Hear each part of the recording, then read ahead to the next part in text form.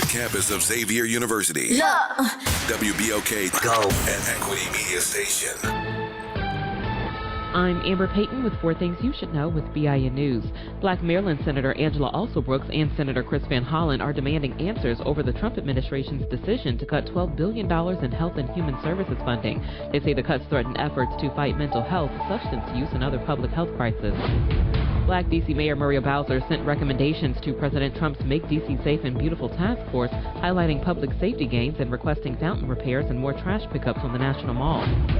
New York City is hiring 3,700 teachers to meet new state class size limits. Black Mayor Eric Adams says K-3 classrooms will be capped at 20 students, and over 60% of classrooms will meet the new rules by next school year.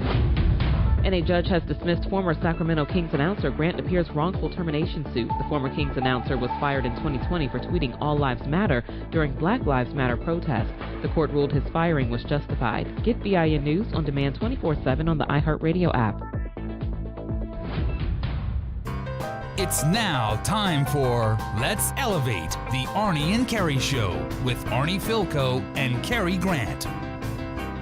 Good evening, everyone. Good evening, New Orleans. Good evening. This is Arnie Filko. And this is Carey Grant, the real Carey Grant. The real Carey Grant here in the beautiful studios of WBOK on Xavier University's campus. So happy to be both of us together again in studio. With our great producer behind the glass here, wearing an L.A. Dodgers hat, L.A. Dodgers. I mean, they're like the Yankees. Who could cheer for them, all right? But, hey, what can I say? He ragged me the other day because I was wearing a Green Bay Packer hat. So, see, we can't hear him. This is a good thing, Carey, you know? Yeah. We have no baseball team. So, and I used to live in L.A., so I'm wearing it because of living in L.A. All right, we'll let you go. You're doing the right thing. Don't worry about it. But Green Bay and who that city? No, we can't deal with that. Well, we are thrilled to be with you tonight. We have a really good show. In the first half hour, we're going to talk about a project that is near and dear to my heart. We want to inform the community about it and have a big meeting tomorrow. We're going to have a guest join us in a couple minutes. And that is the 9th Ward Stadium that literally has been around now for 17 years, I think. Wow. It wasn't always the 9th Ward Stadium. Yeah. It was Field of Dreams for a while. Right. And I think our group is the third group to kind of manage the project. But we're looking at something very good, and we're going to tell you about it in a minute. And, Carey, I had the chance last night before the show to run over to this new golf facility. God, I wouldn't even call it a golf facility. It's a beautiful hospitality facility. Right.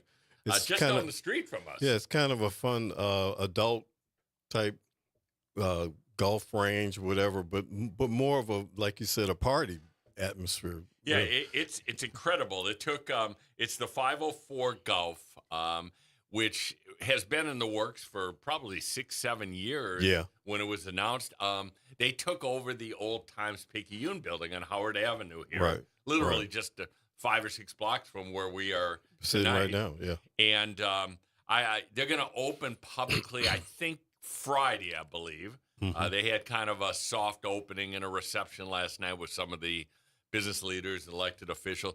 And I got to tell you, folks, it is gorgeous. Inside, couple different floors. Yeah, they have different levels. You can golf on both of the levels, but more than just the golf, they have TVs everywhere, beautiful bar, good food. It'll be just a fun place to go on a weekend or absolutely. On a midweek night and just hang out. It's like going to a bowling alley. I mean, it's even for people who don't golf, as you said. I mean, it's not really for the golfer will do that anywhere. We'll practice, but I mean, this can be anybody can go there because it's just fun. And the beauty of a driving range like that is they could be like a scratch golfer like you versus somebody that has a 40 handicap like me, and we still can go and have some fun. Yeah, and that's what I mean. I actually, honestly, just a little bit into golf, but I actually like the driving range better than the golf thing. Yeah. I mean, I think it's more fun to be, and this sounds like a great facility. Well, if we could put together your driving, and I like to go to City Park and do the putting. I'm really good at the putting for mini golf. Man, we could do something. We could be at the Masters this weekend, you know. But in any event, I highly recommend go over and see it when it opens. We were looking at the possibility of two of these facilities in New Orleans. You know, they had planned for years to have a Top Golf, which is kind of the brand leader nationally, over in the new convention center district. And, you know, reports are that project may or may not happen. It seems like right now it's kind of slowed down. There hasn't been a lot of progress. And I think some of the convention center board members are getting very impatient, you know, with what's the going to developers. happen. They want to know, is it going to happen or not? But, and again, I don't, it seems to me that for New Orleans and our size, having two of these would be kind of a major lift. Right. But we have one open right now, and it's absolutely gorgeous. And go over there, see it, and there's a similar facility in Baton Rouge. I know people see it when they drive off of the I-10, very similar to this. And, I mean, it seems like that one's always full of people. Yeah. And like you said, and one thing I kind of like about this is it's open late. So, I mean, if you know, for a party city like this is kind of the type of thing that people will do after they've gone somewhere or something like that. So it'll be a great attraction. It will. And, you know, once you get to football season, it'll be hopping, you know, because it really is, you know, there must be at least 50 TVs scattered around and a really nice bar. So you don't have to golf. I mean, you just go over there and socialize. And hang out. A lot of nice people over there yesterday.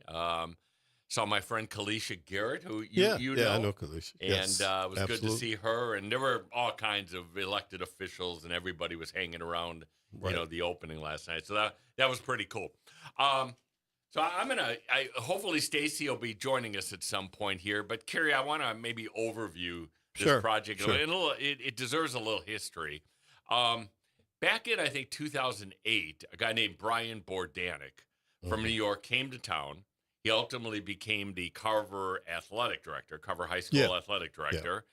And he had this vision of what he called Field of Dreams, that he wanted to build a really nice athletic complex in the Upper Ninth Ward. Right. And he went about and raised about $1 million, just south of $1 million, and, you know, started to work on the project. Brian, you know, I knew about it only because I actually was on the council. Yeah. I was a donor because I was leaving town in 2011 to go for my NBA position, and I had some campaign funds left over, and I was able to donate to what I thought would be a great project for the kids of New Orleans. A couple of years later, Brian left town. A new group came in 2014 through 16, kind of led the project. In all honesty, it didn't go very far. And you know, the money that had been raised, you know, went to buy certain things. Yeah. But the project didn't happen. Okay. Right. And the community was pretty angry about that, and the school was pretty angry about that. And by the way, I in no way over the years we don't denigrate anybody. People had good intentions; they wanted to give kids opportunity. So even though the project didn't move, you know, people with good heart were trying to do something. Do something, right? Fast forward about 4 more years to 2019, and one of our local media stations, Fox 8, did a 4-part series. I think it was called Broken Dreams. Yeah. Taken off of the Field of Dreams. And it kind of went through the history, and it showed that the project it looked like it was dead. Okay. And I saw it, you know, and again, I full disclosure, I'm going to talk about my role in this. I saw it. I called up some people that I had worked with in the past on NORD and Recreation. Yeah. And I said, this is just too good of a project for this city. We got to find a way to bring it back. And we went about forming a new corporation, got nonprofit status, 10 board members, all very credible people within our community, some from the Upper Ninth Ward as well. And we set about going after fundraising, which is really why we set the corporation up. Right. We thought originally that the project probably is around a $5 million project.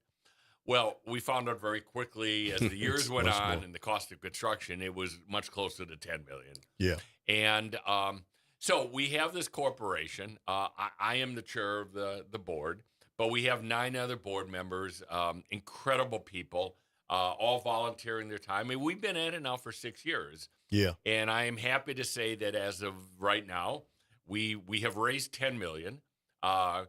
It's a very unique project financing wise because we have basically gotten a third from federal, state, and city, which Yeah. is almost Which is unheard almost of unheard of. in a Yes. project this. Absolutely. What we've struggled with is the private sector, and I'm going to talk a little bit about that.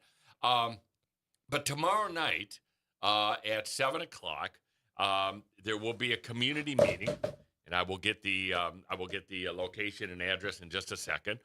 But we urge people to come out. We're going to have a full presentation about the project, and we're going to talk about what it looks like, what the design looks like, the timetable, the financing needs that still remain. But I think the bottom line is, and the first thing people should know and hear, this project is going to happen. Yes. Is going to happen. Okay, what it looks like, how grandiose it is, still remains to be seen. Right. But the community has waited way too long for this. And this isn't just a Ninth Ward project. This is an entire community project. Yeah. Because the way this project will work is it'll be the stadium will be open to every Orleans Parish public high school and middle school. It'll certainly have football. It'll have soccer. Right. Flag football is coming into existence in our community in a big way. Eventually, there'll be other sports, field hockey, lacrosse, maybe. Right. But it'll be open to all of the public schools. And right now in Orleans Parish, we really have a dearth of facilities. That's an issue. That is a big issue with Friday night football and the like. That's why a lot of games are played in succession on some fields every day or whatever. Another field is a really good idea. Yes. Yeah. I mean, we have Tad Gormley, which is a very large facility. It's like a 25,000 plus facility. So only a few schools could play there in special games. Yeah. You have Pan American in City Park, which Right. a lot of schools use. You have Joe Brown out in the east, which is a little smaller than what our venue will be. Mm-hmm. And then I think you also have one on the West Bank. Yeah. But if you think about it, in other parts of the country, I mean, you have a stadium literally every 2 blocks. Right. Because whenever there's a high school built, they usually build a stadium. A nice, football, a field soccer, or stadium or something built with it. Right. We don't do that in New Orleans. Yeah. So we very much need this. The Orleans Parish School Board and NOPS owns the property. It's a very large footprint just to the north of the new Carver High School. Yes. So if anybody's familiar, it's between Almonaster and Higgins. Yeah. Okay. And just an absolutely beautiful area.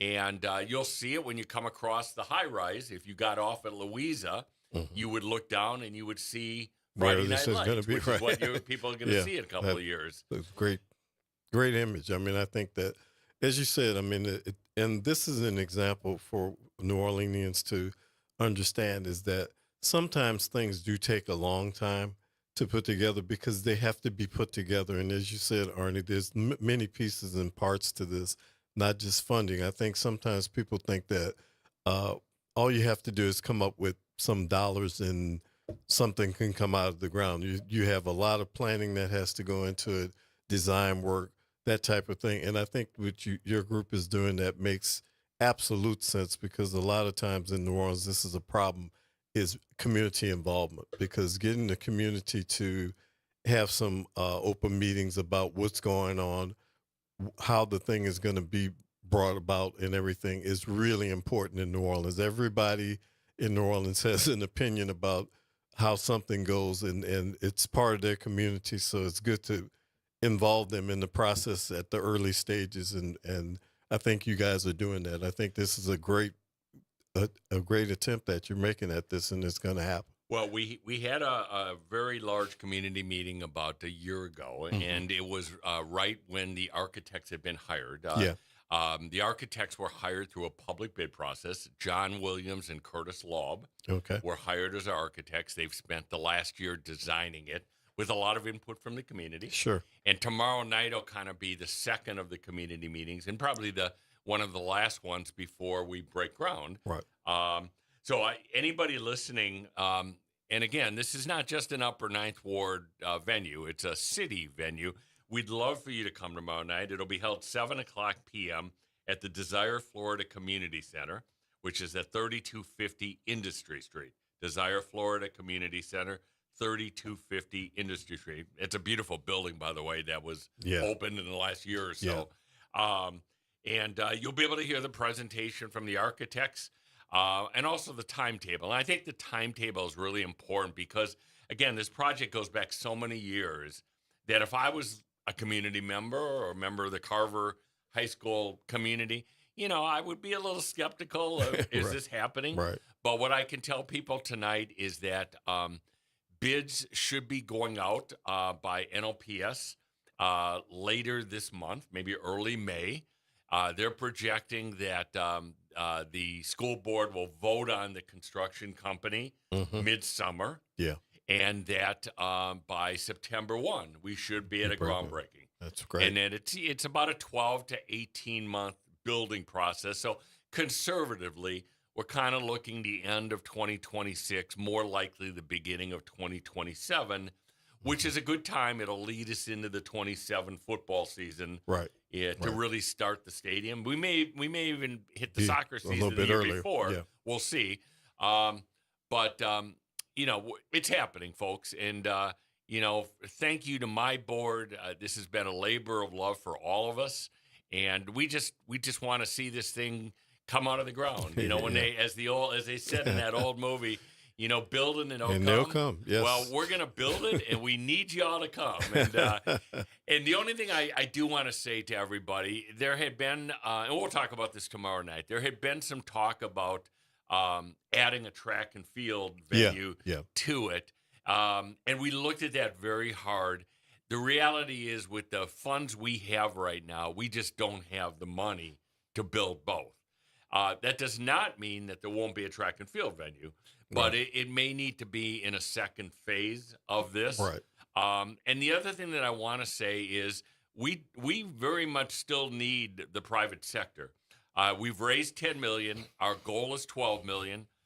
We have held on to naming rights for both the stadium overall and the field. So anybody that knows Tulane's football stadium, it's Ullman Stadium at Tom Benson Field. Right. We have available for sale the overall stadium. You can name it Cary Grant Stadium at Deb Grant Field. Maybe we'll hit the Grant family There up you here. go. There you go. But we need that help. And I part of tomorrow night is an appeal to our private sector. This is a great project, and we've priced this in a way that we think is not only very reasonable, but under market in many ways. And what better way for 15 years, because that's what the term of the naming rights is, to put your name, your corporate name, your family name on an incredible facility to help the youth of New Orleans. I couldn't think of anything better in our entire city. So in any event, before we go to break, I was hoping Stacy will call. Maybe she will call in. 7 o'clock tomorrow. Would love to have you come out at the Desire Florida Community Center, 3250 Industry Street, and you hear all about the project and even more than what I'm sharing with you tonight. We will be back in a minute. We'd love to hear from you, 504-582-9422.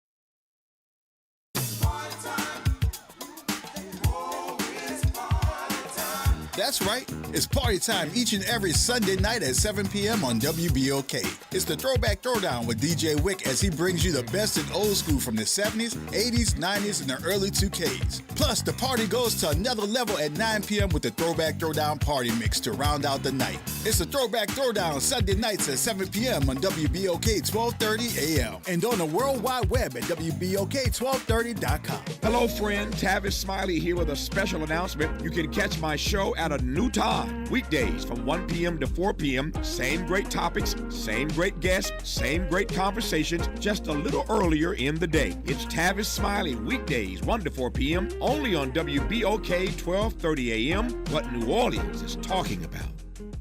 On the next edition of The Way Forward, mental training specialist Dejanay Green will join me to discuss recognizing trauma in our lives and figuring out how to bounce back. Join me on The Way Forward this weekend on WBOK 1230 AM or streaming live at WBOK1230.com and the Play Old app. It's The Way Forward with Eddie Francis, Saturday at 3 p.m. on WBOK. What New Orleans is talking about. Hey everybody, it's Graylin Bryant Banks. And Kimber White Dupree. From the front porch, y'all. You know how we do every Monday. It's Moving Monday. And Tuesday is Trivia Tuesday. And y'all know we have nothing but bad cheering coming through here on Wednesday. But stick with us. On Thursday, we travel. That's right. And Friday's Free Your Mind Friday, so get your brass up. Something on your mind? Want to get it off your chest? Holla at your people. WBOK 1230 AM, the station you listen to. All day long. WBOK. Online at WBOK1230.com. The Arnie and Carey Show with Arnie Philco and Carey Grant. All right, We're back. And again, we'd love to hear from you tonight. 504-582-9422. There's so much Carey in the news, as there is every day. Always. So I want to hit one new one, kind of one we've touched upon, but the one we touched upon is back in the news today, which is, again, the levee board, the East Levee Board here. And there has now been a bill filed by Representative Jacob Broad from Bellchase that basically is parroting what the governor and his trusted aide, Shane Guidry, wants, which is to basically blow up the levee board and give the governor much more power, eliminate the nominating committee. And that's important. We'll come back to that in a second. And then this odd provision that says that at least one board member has to have law enforcement experience.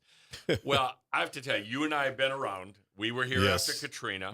One of the very best reforms that took place after Katrina was the reformation of the levee boards. Boards, yes. Because people that may remember before Katrina, that levee board was not only responsible for the levee system, which we know how that ended up, but was responsible for maintaining Lakefront Airport and other assets. Yacht harbors, all kinds of things. Exactly. Yes. And, what happened after Katrina, as we know, our levees failed, and the oversight that should have been there was not there. Right. And we reformed it so that the composition of the levee board became experts, scientists and hydrologists, and we took away all of the political aspects of the system of appointees and made sure that we had people that really knew what they were doing and keeping us safe. Yes. Well, I'll be honest, I don't think anybody from BGR to other people that were involved in the reform, I don't think anybody quite understands why the governor is doing this and why Shane Guidry is doing this. And that's what I wanted to get at, and it kind of relates to what's happening in the federal level.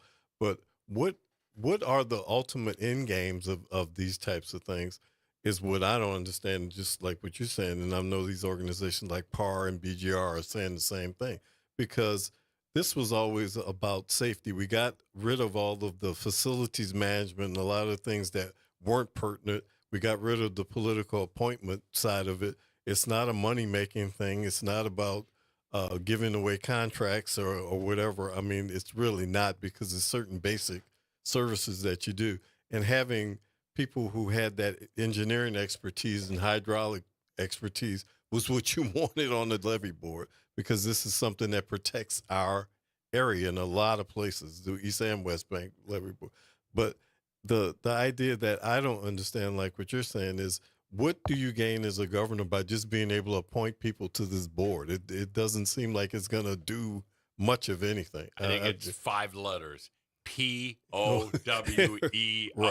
Right. Because we've seen this show before. We've seen it with the LSU board. Exactly. I mean, this is a governor that wants to control what's happening in our state.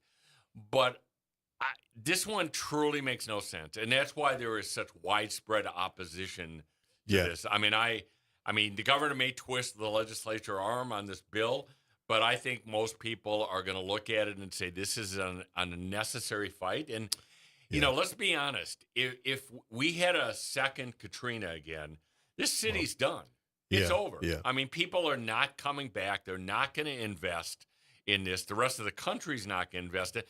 So I know part of this is they want to make sure that maybe the levee staff, you know, deals with law enforcement and helps Lakeview. And I live in Lakeview. I'm all for that's safety not an in issue, Lakeview. right? It's not But really an issue. The other aspect of safety beyond criminal justice is flood Flood protection. protection, absolutely. And it just, I want to know that the people that are on that board Know what they're every talking day are looking out for us as Yeah. citizens from every neighborhood of New Orleans, by the way, and have the background, you know, to be able to run an efficient system. And Look, this one just, I think people are scratching their head, Carey, because it just makes so little sense. I agree. The big story today, over the last couple of days, has been about insurance reform and everything that people really want and need in this state is relief from insurers and that type of thing. And how can this possibly help even the insurance industry that we're kind of battling with feel comfortable that we're being protected from the very floods that they don't want to pay for now? So I don't know how I'm saying what you're saying, Arnie. I don't know how any of this makes sense. And like you said, if this is just a power grab or you wanted to do something about security, as you said, with the levee board police or whatever, that's a function of him working with the board that they had, and he could have done that anyway. I really don't understand Well, that and I'm part. also going to throw out a name here because one of the most respected people in our community is Jay LaPierre. Yes. And Jay was really, in many ways, one of the people that led that reform after Katrina, along with many other people. But he served on the nominating committee for a number of years. He ensured that we had expert people on that board. He resigned, I think, out of frustration some months ago. Right. I'll put my money with Jay LaPierre. Okay, he is as well. You had civic 18. minded as anybody. You had basically 18 years of good service. I mean, so you have a track record that is really long. We've had storms. We've had deals with the Corps of Engineers and different things that have gone on during that period of time. Those experts are what makes this thing work. Mm-hmm. And there's proof in the pudding. I mean, we've seen this for a long time. Katrina was 20 years ago. So now to make this kind of change, this arbitrary change, is very strange. Well, it seems to me that as much as anything else, this is just a power struggle. Absolutely. Apparently, you had board members that, you know, weren't going to acquiesce to every aspect of running that system by either the governor or by Shane Guidry. So but there's a lot of things that don't make sense. I mean, we carry somewhat similar on the federal end. Is, you know, a new, you know, effort to basically eliminate FEMA, and more importantly, eliminating the agency. The mitigation grants. Is all of the mitigation that went. We have in Louisiana. This is not nationwide. We have 148 applications for mitigation efforts to keep us safe. That totals $721 million. And, you know, those projects include elevating our homes, building levees around the state, and other work to lessen the damage from storms. And the federal government is calling this wasteful and ineffective. Well, it ain't wasteful and ineffective in Louisiana when we need these things, not only to keep us safe, but as you said, from an insurance standpoint, to try. We're already so high, at least allowing it to some of the insurance companies, you know, to lessen the premiums. They have an elevation level. That was part of the FEMA 2 maps that came out recently. They have different elevation levels in different neighborhoods.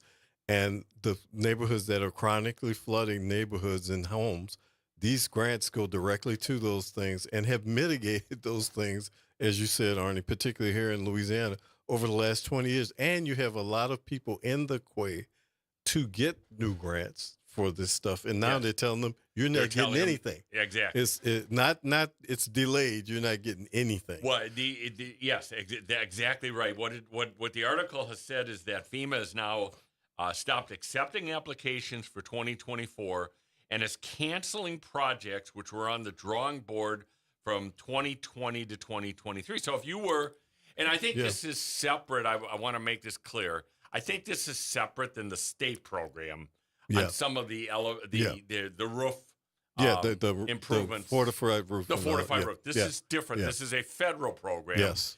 But if you were in that pipeline for the last 4 years, hoping you were going to get this, or if you were a parish anywhere around the state that was enhancing the levees that were being built, it looks like funding is completely stopped here. Yeah. And the other thing about it was, one thing that Trump supposedly was proposing was that states would handle these programs. But as you said, Arnie, this is saying there will be no program. It's not, I'm passing the money to the state to manage, and FEMA's not going to be a manager, and then I'm cutting the management side of it. This is saying there will be no program. It's not going to be federal, locally funded or anything. Yeah, it's just, that's exactly just right. leaving people on the spot. And some people are still trying to recover from the last couple of storms. Well, I certainly hope our delegation in Washington is going to be on top of this. Bill Cassidy did issue a statement saying that he was going to be part of this, and he wants to see this program reinstated. Yes. This should not be a partisan issue. No, I don't think it is. This should be our two Democrats in Washington and all of the Republicans. I think that in the past we've seen when it was flood insurance and the different pieces like that, that's exactly what they did. Yeah. They worked together, and they need to work together on this. All right. We've got a caller. Stacey Martin is with us. And we're gonna go back and talk about the Ninth Ward Stadium for a second. Stacey, are you there? I am. How are you, Arnie? I'm good. Thank you so much for joining us. You know Carey Grant, I believe. Hi. I do know Carey. Hi, Carey. How are you? I'm doing good. How are you? Great. No problems at all. Well, Stacey, we overviewed the stadium a little bit, but I want you to, first of all, tell the audience a little bit about yourself and the position that you have, and just about kind of the work that you've done as one of our great board members on this project over the last 5 to 6 years. Sure. I am the president of Collegiate Academies. We operate Carver, Walter L. Cohen, Abramson's Academy, Livingston, Collegiate Baton Rouge, and then a special program that we have called Opportunities Academy for kids with intellectual disabilities, which is a college of sorts for them. We are excited about this project. We at Carver especially are excited about this project. It's been a long time coming. Kids ask me almost daily. Somebody says, Ms. Martin, when is this project going to happen? When are we going to get moving on this? It is Carver's home field. It is a city stadium, but it is Carver's home field. And we are so excited. The kids are excited. The staff and faculty are excited about this project. It's been in the making, and we are making great strides to also have community input and to have community buy-in. At some point, we're going to launch a brick campaign for the community. Everybody doesn't have thousands of dollars, but they have something and they want to contribute. And so we're excited about that launch. It'll be coming soon. And, we're moving forward with the project. The Ninth Ward Stadium, Inc. Also, there's still naming rights available, and I'm sure Arnie has gone through that. We are looking for someone to put their name on this. It is. We were gonna sell the field rights to the Grant family, but Carey's got to call his wife and talk to her. Yeah, I got to talk to her about that. I know his wife, so. Oh well, you can work on it. Work on it. Yeah. Stacey, this project has. We talked a little bit. It really goes back almost 17 years now. What do you think this project will do just for the good feelings of the Carver community, number one, and the Upper Ninth Ward community in which Carver is located? Yeah, I think the community in general is looking for not only excited about this project, but looking for it to come to fruition. They've been waiting for a long time. I think it's going to give them a sense of ownership and sense of, this is important. Our community is important. And so I think that's going to move them in the right direction. And as, this project takes place, we're not just leaving it there. We are also looking to bring other components of it for the community. Hopefully one day we can bring a clinic in. Hopefully we can bring a community event room in. So there are other components of it that we really want to add to it. We've just got to get the funding. And I know that it's out there somewhere. I believe that, and it's going to come about. Absolutely. So I think that's what we'll do for the community. Absolutely. Also talk a little bit about the neighborhood. And what you think a project like this, once it opens and built, what it could do as an economic catalyst for that entire Ninth Ward. Yeah, I mean, again, talking about the neighborhood in and of itself, you have families there, families who have, they're raising their families there. It's a community that's been vibrant always and has always been a part of the fabric. And so this project is going to be one of those things that will just further that along. I mean, you have Delgado right down the street. You have the community center that's there. So this is just another part of the community that will make it vibrant and effective and give the neighbors in that area and in that community something to look forward to. Yes. Yeah. And look, you head up one of the most historic schools in all of New Orleans, all of the state of... Absolutely. So talk a little bit about Carver itself. Where does Carver play most of its games now, football and soccer, now, and how excited is the alumni base? Oh, I think they're really excited. I mean, right now we're between Joe Brown and Pan Am Stadium. Yeah. And I think that this gives them, they can stay home and watch their home team play. And so that's really, really exciting. Carver's been in existence for a very, very long time. And, it's a B school, so we're really excited about that. And the fact that, our kids are really excited about it. This past March, we had our inaugural cotillion. We had 21 girls that made their debut at Carver. And just think about how they come back and look at this project as a part of their being there. Yeah. So we're really excited about it. Yeah. It's going to be exciting. And Stacey, I got to tell you, kudos to you. We were out at the school during Super Bowl. You put on one of the most incredible events on that weekend of Super Bowl. Just remind everybody about that. Yes. As we enter into festival season, but you put on one of the great ones. I did. Thank you so much, Arnie. We partnered with a group and John Baptiste Love Riot. And John came down to, he wanted to do something in light of the tragedy that had taken place at the 9 Times second line a few months prior. Yes. And he just wanted to bring some joy and bring some hope back to the community in light of that happening. So we partnered with a few people, Oscar from Thrive and others, and it was absolutely an amazing mini festival that took place in a matter of weeks. It had all of the components, and the thing about it is everything was free and open to the public. But you didn't have to pay. You didn't have to pay for food, and you got an amazing concert. Wow, that sounds wonderful. You laid out a great foundation. I think Jazz Fest needs to open. All the food vendors should be free to everybody that comes. There you go. That was a great Saturday, and again, congratulations to you and all of the leadership over there. And it was definitely a team effort. My boss, Jarrell Bryant, who is the CEO, has given me reins to really go out and not only engage the community, but also advocate for them and on their behalf. And that's what we've been doing the entire time. And this project is one that speaks to the advocacy work that's been taking place and just bringing something back to our community. Well, Stacey, I just want to thank you for here, Carey, why don't you come on in? I just want to say one thing before we let you go, Stacey. I'm a former LC Fortier Tarpon, and many years ago when we played Carver, those are some titanic struggles that we had, and I think they would have been much worse if we would have had to play Carver at Carver. So, I'm looking forward to this. Yeah, I'm looking forward to this stadium and looking forward to the fact that my own alma mater, which doesn't exist anymore, doesn't have to play you guys on your home field. But good luck with the project. I really appreciate everything you're doing out there. Thank you so much. We look forward to putting some shovels in the ground, and hopefully you'll come out and join us when we do that.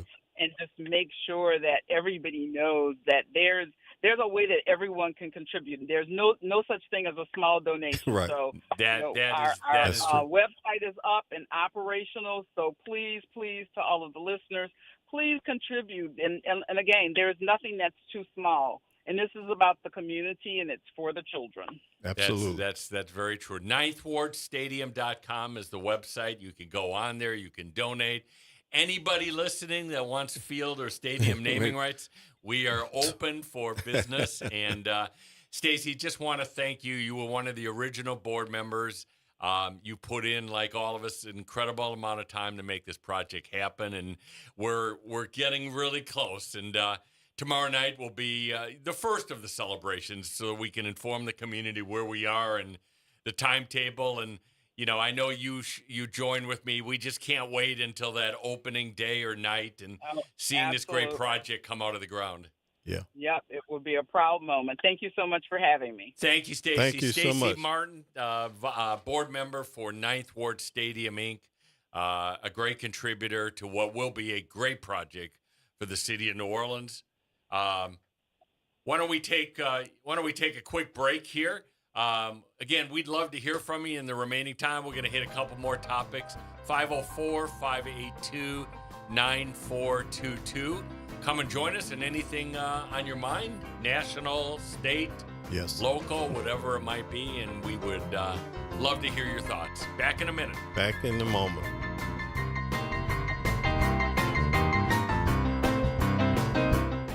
This is Monica Pierre along with Sally Ann Roberts-Daybone, co-host of Your Power is On. Tune in Sunday mornings from 7 to 8 a.m. for music that feeds the spirit. Get your Sunday on. Right here on WBOK 1230 a.m. and WBOK1230.com, the station you listen to all day long. New Orleans, are you ready? A fresh voice in the city is here, bringing you the beats, the culture, and the stories that matter. From local music and food to real talk on what's happening in the streets. We've got you covered. Stay tapped in. Follow us on all platforms at WBOK 1230 for the latest updates and exclusive content. Your city, your culture, your news. Don't just hear about it, be about it. Follow WBOK 1230 now. Hey, this is D. Riley from the 90s Hits R&B Jams. Make sure you listen to WBOK 1230 AM every Saturday night from 7 until 9 p.m. I'll be giving you the best R&B jams from the 90s. That's right, all your favorites and more. With me, D. Riley, your host of the 90s Hits, right here on WBOK 1230 AM, or listen online at WBOK1230.com. WBOK, the station you listen to longer. Late nights are made for chillin', and you can do just that every Sunday night at 10 p.m. as DJ Wick brings you The Love Zone. It's the perfect way to top off your weekend with your favorite old and new school ballads. So sit back, relax, and let DJ Wick take you to the Love Zone on WBOK 1230 a.m. and on the World Wide Web at WBOK1230.com. I'm Grant Sasheret. And I'm Ro Brown. Please join us for the Sports Report Wednesdays and Fridays at 8 p.m. on WBOK. The Sports Report. WBOK 1230 AM. Get in on the conversation at 504-582-9422. The Arnie and Carey Show with Arnie Philco and Carey Grant. All right, we are back. We are back. Last 15 minutes. Love to hear from you still. Carey, you were making a really good point in the break. Yeah, I just wanted to point out that people like Stacy, and we've talked to a lot of people with the school system, and I know a lot of people work in different schools and school system. But the enthusiasm and the hard work that people are putting in with these schools is just incredible. I mean, I don't know that I knew that before in the old school systems and the old charters and everything. But it just seems like there's just a verve that's going on with people who are really engaged, really working hard on multiple schools, multiple projects, multiple things for the kids. They seem like they're really engaged, and it's heartwarming to hear how much enthusiasm they have for this. Yeah. And I think that we all worry about that, but I think the schools are in pretty good hands to me. I think Sounds so too. like it. Look, I think it's really important that you have great teachers, great principals, great administrators, because their enthusiasm, gets down to the kids. Absolutely. They want to learn because Absolutely. of and it brings us to the point. We know the constitutional amendments failed a week ago, and one of those, number 2, had a teacher raise built into the amendment that failed. Right.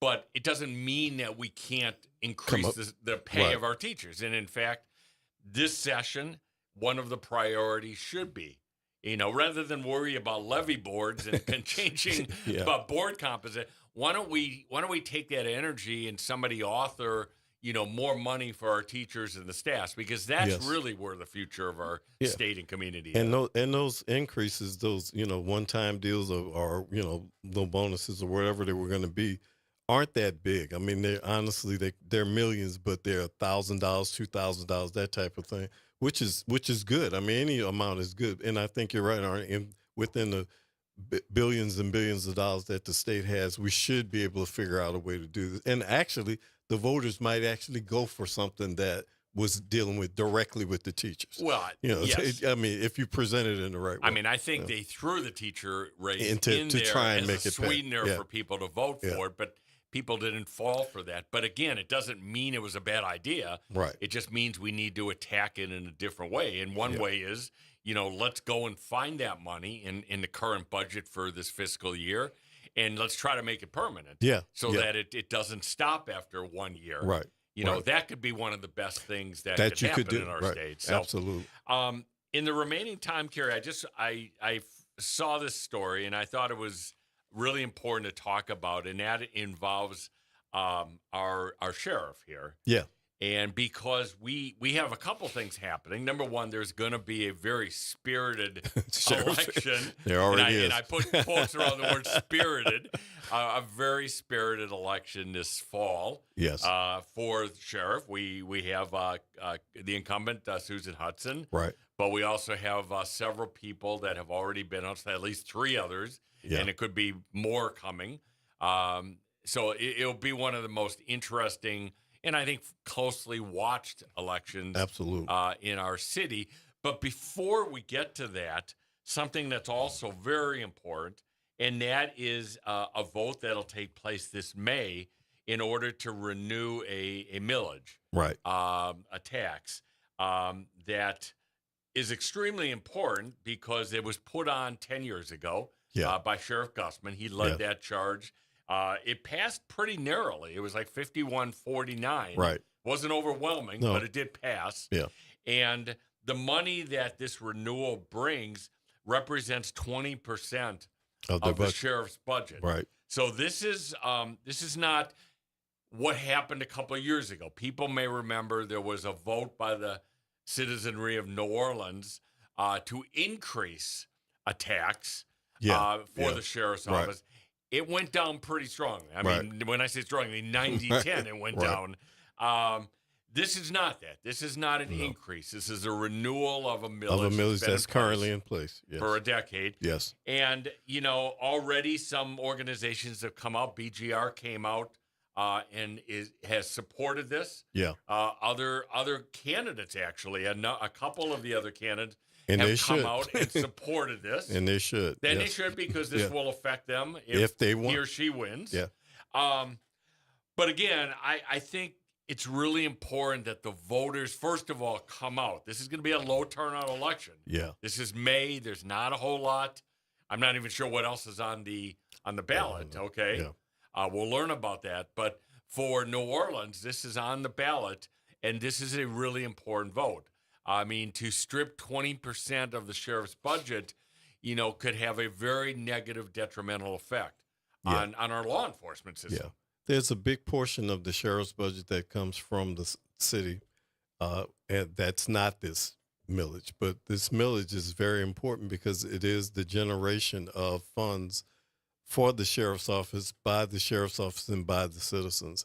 And I think that, as you said, Arnie, this is very important for everyone running for the office because this will really hurt operations it has to be renewed this year because it will run out for next year. Yeah. So this is really vital. Well, we have a call. We have a caller, Pop Jones. Pop, just hold on one second. I just want to make one comment. You know what? We're going to hopefully have the sheriff in here in the next couple of weeks, and we could talk about this, what the strategy is. I know there have been some community meetings, more to come. Yeah. And, and I think the sheriff is doing it exactly right. This is one where, it's easy to vote against something. And if people don't understand it, as we talked about, they're going to vote against things. Yes. It's really important that the opposite happen here, that the community understand this, understand where the money goes, how much money it is, that this is not something that's an increase to what you've got. It's a renewal. So I hope, and I know the sheriff will be doing all of that, and we'll have her come in because the education process for a low turnout election is going to be hugely important. And to the point of turnout, again, come out and vote, even if this is the only issue you care about. Right. If you care about keeping our city safe, the sheriff's office is a big part of the criminal justice system. You don't want them in a position where they just don't have money to do the job. Right. So, Pop Jones, how are you tonight? Hold it. Pop, you there? Hello? I'm just sort of disappointed in y'all's show. Okay. I thought I was going to be hearing about Nord, LSU football, Tulane. You missed our show last night. We talked for a half hour about all that. And that's something. I'll say, man. We're trying on this show to hit a lot of different topics. Current events, politics, state, federal, local, sports. Last night we spent. Yeah, I'm listening to you. Last night we talked about. I said, I'm not the sharpest knife in the drawer. No, you're pretty sharp. You're pretty sharp. I say, y'all had me fooled, man. No, we're good. So give us your thought. Give us your. What do you want to talk? You want to talk Saints or something else sports wise? No, y'all, I'm right with y'all. All right. We appreciate that. So I just thank you, man. Y'all exactly what we need. Well, that's thank nice, you so nice much. of you to say. We really appreciate it. And I know you've been so involved over the years in education, and it seems like almost every night we're hitting something on education. Right, because it's important. Keep on doing what you're doing. Well, thanks, Pop. And I'm going to throw this out. Thanks for listening. And don't be a stranger. Call back tomorrow or next week. All righty. Okay. I'll do that. Thank you, my friend. I want to throw something out, Carey, that we had kind of touched upon, but we ran out of time last week. And that's the settlement between the school board and the city. And I want to throw out an idea that I had thought about. What was reached was So this lawsuit that's on file deals with the city's collection over the years of money that the school board has said was improperly collected. Excuse me. I've heard that the numbers could be almost near the $150 million level. All right. But the parties got together a few months ago. They settled for $90 million. Right. Okay. $20 million over a couple of years. Yeah. And then the rest over a number of years. A number of years. Yeah. Okay. Everybody thought it was a good deal. There was a settlement.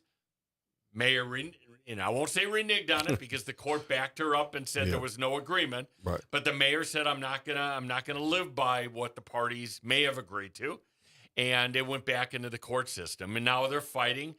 The judge said, well, at least $10 million needs to be paid. Now the administration is fighting over that. So here's the idea that I had, and we'd love to, Carey, I want to hear from you, but I'd love to hear. If not tonight, in the future, you know what? Why not figure out some way to settle this? If it's not $90 million, throw out a reasonable number. $65 million is the settlement. $10 million up front, the rest over time. you don't have any more litigation. It's settled. The school Right. board knows Yeah. they've got a amount a of revenue money stream. coming in, Right. revenue coming in. Yes. No more lawyers get paid after we Right. settle the case. Right. That's Carrie's Yes. issue every Absolutely. time. That's Y'all, be creative here. Now, I will tell you, I talked to somebody that's in the know, that's part of the negotiations. He said he said to me, Arnie, that's not enough money. $90 million was really a very fair amount for both sides. But let's be creative, because it doesn't help for this thing to keep going through the courts for another couple of years. No, So, it really won't. so in any event, think about it. New Orleanians, we'd love to hear from you. You guys have a lot of creative thoughts in you. It's important in this time that people get creative, and there's a lot of good ideas. There's no bad ideas out there. It's been a great show. Really appreciate you joining us tonight. Again, community meeting tomorrow, 7 p.m. And we will be back tomorrow. Tomorrow night. The better We have a half of the Grant family will be on. See you tomorrow. See you tomorrow. Good night.